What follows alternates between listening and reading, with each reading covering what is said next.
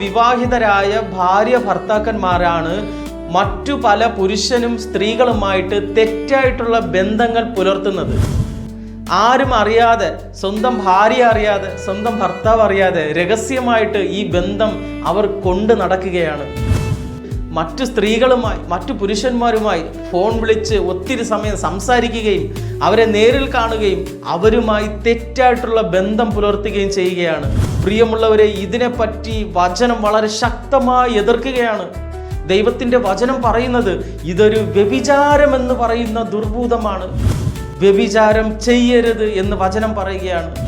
ഹെബ്രായർ 13:4 പറയുകയാണ്, അസന്മാർഗികളെയും വ്യഭിചാരികളെയും ദൈവം വിധിക്കുമെന്ന്. പ്രിയമുള്ളവരെ, ഇത്തരത്തിൽ തെറ്റ് ചെയ്യുന്നവർക്ക് നിത്യ നരകമാണ് ശിക്ഷ ലഭിക്കുന്നത്. ഇത്തരത്തിൽ തെറ്റിൽ വീണുപോയ വ്യക്തിക്ക് തിരിച്ചു വരണമെന്നുള്ള ഒരു മനോഭാവമുണ്ടെങ്കിൽ അവൻ്റെ ജീവിതം രക്ഷപ്പെട്ടു എന്നാണ് ഞാൻ പറയുന്നത്. ദൈവത്തിൻ്റെ വചനം ഇപ്രകാരം പറയുകയാണ്, 1 യോഹന്നാൻ 1:9 എന്നാൽ നീ പാപങ്ങൾ ഏറ്റുപറയുകയാണെങ്കിൽ അവൻ വിശ്വസ്തനും നീതിമാനുമാകിയാൽ നമ്മുടെ പാപങ്ങൾ ക്ഷമിക്കുകയും എല്ലാ അനീതിയിൽ നിന്നും നമ്മെ ശുദ്ധീകരിക്കുകയും ചെയ്യും. എന്ന് പറഞ്ഞാൽ എന്താണ് പ്രിയമുള്ളവരെ?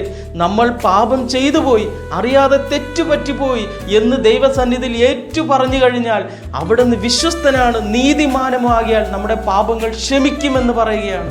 അതിനാൽ ഇത്തരത്തിൽ വ്യഭിചാരമെന്ന് പറയുന്ന പാപത്തിൽ ഏർപ്പെട്ട ഏതെങ്കിലും വ്യക്തിയാണോ നീയെങ്കിൽ പ്രിയമുള്ളവരെ, തിരിച്ചു വന്നു കഴിഞ്ഞാൽ ജീവിതം രക്ഷപ്പെട്ടു. നിന്റെ കുടുംബം അനുഗ്രഹിക്കാൻ പോവുകയാണ്. നിന്റെ ജീവിതം ദൈവം നോക്കിക്കൊള്ളും. ആമേൻ.